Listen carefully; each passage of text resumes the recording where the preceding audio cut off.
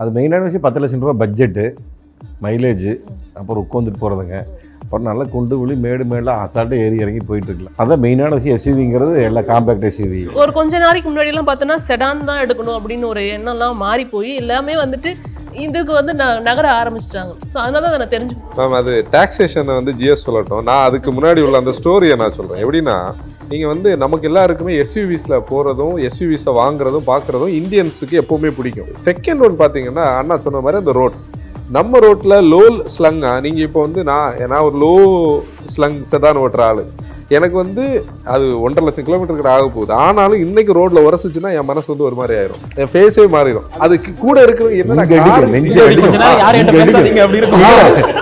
கொஞ்ச நேரம் நெஞ்சில் படம் சொன்னா நம்ப மாட்டீங்க. மார்த்தாண்டத்துல எங்க ஊர்ல இப்பதான் ரோடு போட்டுட்டு இருக்காங்க. 2 மாசம் அந்த காரை வெளியில எடுக்கல, ஸ்டார்ட் பண்ணி வீட்டுக்குள்ள விட்டுட்டு இருக்கேன்.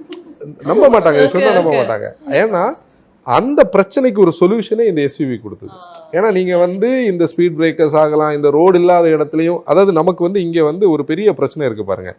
எஸ்யூவியில் பெரிய டயரோட வரவங்க ரோடை ஃபுல்லாக நிப்பாட்டி வச்சுருப்பாங்க, அவங்க கீழே இறங்க மாட்டாங்க. நான் இவ்வளோ காசு கொடுத்து ரோட்டில் வந்திருக்கேன்னு சொல்லி. ஆனால் நம்ம செடானில் போயிட்டு இருப்போம், நமக்கு கீழே இறங்க முடியாது, கஷ்டப்பட்டு நம்ம லீன் பண்ணி கீழே இறக்கும், லோவர் ஆர்ம் தட்டும், டயரோட இன்னர் வால் தட்டும். அப்போ இந்த பிரச்சனையெல்லாம் நம்ம மனசில் இருக்கும். நம்ம என்ன நினைப்போம், இதோட அடுத்த பையிங்கில் இந்த பிரச்சனையே இருக்கக்கூடாது, நம்ம எஸ்யூவி போகணும். அப்போ இந்த பையிங் வந்து என்ன ஆயிடுச்சு, அடுத்த லெவலுக்கு எஸ்யூவிக்கு போயிடுச்சு. இதை இந்த மேனுஃபேக்சரர்ஸ் பிடிச்சி வச்சுட்டாங்க. இந்த பிடிச்சதுல தான் இந்த டாக்ஸ் இருக்கு. நீங்க கண்டினியூ பண்ணுங்க. பிடிச்சதுலாம் ஃபர்ஸ்ட் டஸ்டர் உள்ள வந்தது.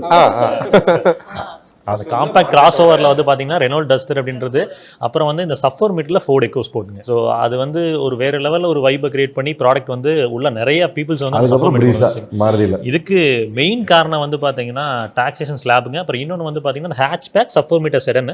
அதுக்கப்புறம் இந்த காம்பேக்ட் கிராஸ் ஓவர்ஸான அந்த கிரெட்டா இந்த செக்மெண்ட்ஸ்லாம் நடுவால் ஒரு 10 to 12 lakhs தான் பட்ஜெட் இருக்குது. பட் அதுக்குள்ள நான் ஒரு அஃபோர்டபுளாக ஒரு எஸ்யூவி மாதிரி ஒரு காரை வாங்க முடியுமா அப்படின்னு இருக்கிற பீப்புள் ட்ரீம் அது ஃபில் பண்ணுச்சு. இங்கே டாக்ஸும் ப்ளே பண்ணுச்சு. நீங்கள் நல்லா பார்த்தீங்கன்னா சஃபர் மீட்டர் கார்ஸில் எல்லாத்துலேயுமே 1.1 லிட்டர் தான் பிளேஸ் பண்ணியிருப்பாங்க. 1.5 அப்படின்றது பிரேசால மட்டும் தான் இருக்கு. இப்போ இந்த 1.5க்கு 50% டாக்ஸுங்க. இந்த 1.2 லிட்டர் 1 லிட்டருக்குலாம் பிலோ 1200 சிசி இருந்து சஃபோர் மீட்டருக்குள்ள இருந்துச்சு அப்படின்னா 29% டாக்ஸ் வருது. அதை தாண்டிச்சு சஃபோர் மீட்டர் தாண்டிச்சு 43%. அப்போ இந்த 29% டாக்ஸை கம்பெனிஸ்னால ப்ளே பண்ண முடியும். ஸோ அப்படின்றப்போ 1 லிட்டர் 1.2 லிட்டர் டர்போஸை கொண்டு வந்தாங்க. பவரும் கிடைக்கும், உங்களுக்கு ஒரு சிலிண்டர் கட் ஆஃப் ஆகுது. ஸோ அதில் ஒரு சின்ன ப்ராஃபிட் இருக்கும். அதே மாதிரி வந்து ஃபியூல் எஃபிஷியன்சி பெட்டராக இருக்கும், 3 சிலிண்டர்ஸில் பெட்டராக இருக்கும். அப்புறம் டைரக்ட் இன்ஜெக்ஷன் கொண்டு வந்துட்டாங்க. ஸோ இன்னுமே வந்து எக்கானமி பெட்டர் ஆகிற மாதிரி கொண்டு வந்தாங்க. அப்போ பவர் கிடைக்குது, எக்கானமி கிடைக்குது, நீங்கள் அந்த எஸ்யூவி கிராஸ் ஓவர் எஸ்யூவி அப்படின்ற ஒரு ஃபீலும் கிடைக்குது, அதை கொடுக்க முடிஞ்சது. ஸோ அப்போது பீப்புளுக்கும் அது வந்து அஃபோர்டபுள் செக்மெண்ட்டில் எனக்கு எல்லாமே கிடைக்குது அப்படின்ற நோக்கத்தில் பீப்புளும் அதை எடுக்க ஆரம்பித்தாங்க. 10 லட்சம் ரூபாய்க்கு உள்ளே இருந்த 10% டேக்ஸ், 10 லட்சம் ரூபாய் தாண்டும் போது 15% டேக்ஸ், உங்களுக்கு டேக்ஸில் கம்மியாகும். மேம் இதில் இன்னொரு பாயிண்ட் கூட பார்த்தீங்கன்னா, இந்த சஃபோர் மீட்டர்னு சொல்லக்கூடியது இந்தியா ஸ்பெசிஃபிக் தான். நீங்கள் உலகத்தில் வேற எங்கே போனீங்கன்னாலும் இப்படி ஒரு செக்மெண்ட்டே கிடையாது. இப்படி ஒரு செக்மெண்ட் கிடையாது. இது இப்போ 4 மீட்டர், அதாவது 3995 மில்லிமீட்டருக்குள்ள இந்த கார் நிற்கணும். இதுவே ஒரு குழப்பம். நம்ம பேசுற இடத்துல இதுக்குள்ள இப்போ ஒன்று வந்துச்சு, சப் காம்பாக்ட்னு சொல்லி ஒரு மைக்ரோ எஸ்யூவி ஒரு செக்மெண்ட் இருக்குது. அப்போ இந்த எஸ்யூவி பெனிட்ரேஷன் வந்து இன்னைக்கு கொஞ்ச நாள் கழிச்சு பார்த்தீங்கன்னா என்ட்ரி லெவல்ல இருந்தே நம்ம இங்கே வந்து இப்போ ஜாப்பனீஸ் மார்க்கெட்டை நம்ம கே கார்ஸ்ன்னு சொல்ற மாதிரி இங்கே எஸ்யூவி கார்ஸ்ன்னு தான் நம்ம சொல்லுவோம் மாதிரி ஆயிடுச்சு.